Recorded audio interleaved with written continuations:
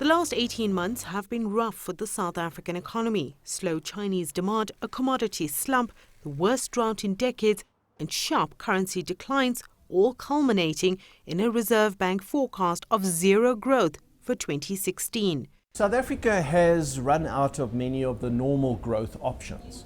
It's not easy for South Africa to stimulate now through, say, a cut in interest rates, or to rely on government expenditure to drive the economy, or to expect that government can be the employer of last resort. These initiatives, I think, have been tried and they haven't led to a sustained improvement in overall growth.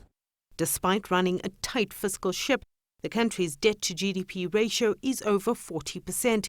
The economy lost 500,000 jobs in the first half of this year, taking the unemployment rate close to 27%.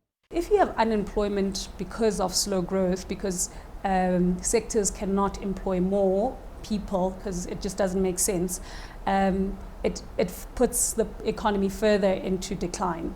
So that's the number one risk. The other risk is that without growth, it also impacts another, like the bigger picture. So households are also struggling in many ways, and if you don't have an income growth, then you also start to see the expenditure side of GDP remain stunted.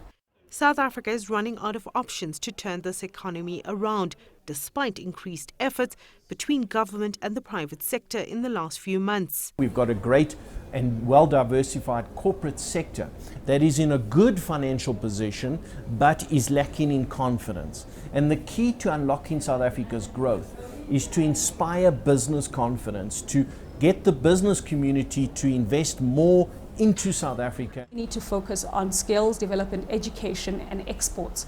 And we need to maybe have policies where we do not export raw materials, we only export finished goods rather than exporting raw materials and importing finished goods.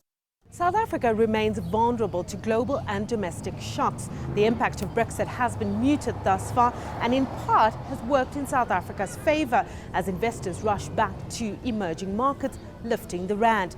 But the currency has fallen again on worries that the finance minister could be arrested. Pravin Gordhan has a strong track record, having safely steered South Africa away from recession during the 2008 global financial crisis.